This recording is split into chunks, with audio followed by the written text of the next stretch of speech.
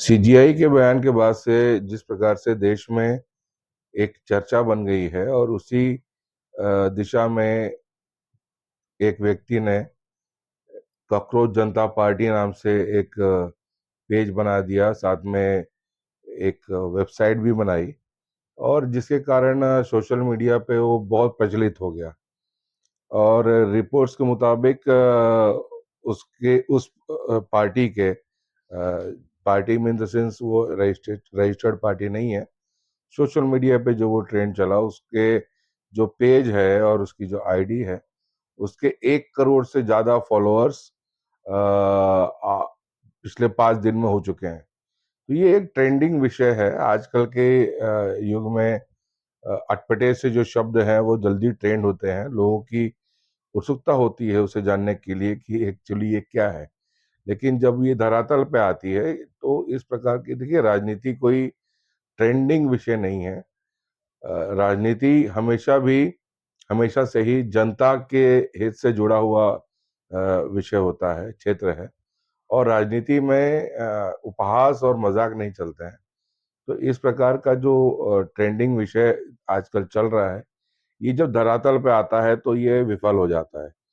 तो एक तो जो बड़े पद पर बैठे हुए जो समझदार लोग हैं, प्रबुद्ध जन हैं, उन्हें बहुत कुछ बोलने, सोच के बोलना चाहिए।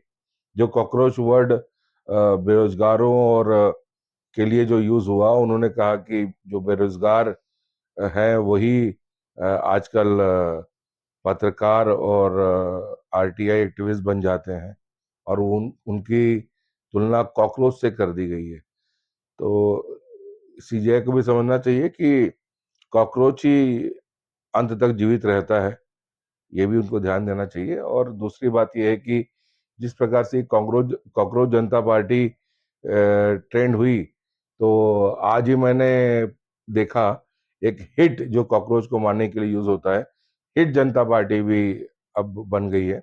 वैसे कॉकरोच जनता पार्टी का एक्स पे जो अकाउंट था उसे सस्पेंड कर दिया गया है, लेकिन ये सब एक उपहास तक ही सीमित है। अगर धरातल पे ऐसी कोई पार्टी आएगी तो मुझे नहीं लगता है कि वो चल पाएगी। और इसको अगर आप इसकी वेबसाइट में जाके देखेंगे तो इस पार्टी को ज्वाइन करने के लिए जो शर्तें दी गई हैं कि आपका आलसी होना ज़रूरी है, आपको सोशल मीडिया की और इंटरनेट की लत होना ज़रूरी है, आप बेरोज़गार होना आपको ज़रूरी है। तो ये एक व्यंग्य के रूप में लिया जा सकता है, लेकिन इसे बहुत ज़्यादा सीरियसली लेना मुझे नहीं लगता कि कोई बड़ी बात है। और बुद्धिजीवी वर्ग समझते हैं कि ऐसी बातों को कितना सीरियसली लेना चाहिए।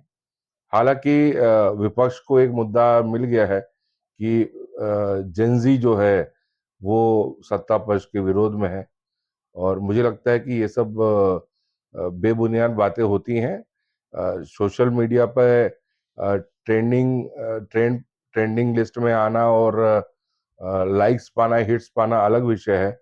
लेकिन ज़मीन पे उतरकर बहुत से धुरंधरों को हमने देखा कि वो जो धुरंधर किसी ज़माने में थे, वो पॉलिटिकल पार्टी बनाने के बाद उनका क्या गति हुआ। तो मुझे लगता है कि ये निरर्थक है और वेस्ट ऑफ टाइम है। तो जनता के अधिकार में बहुत कुछ होता है।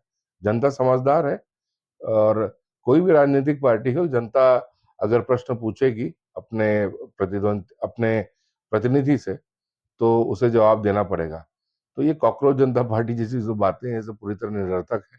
मैं इसे एक सोशल मीडिया ट्रेंड से ज़्यादा कुछ नहीं मानता।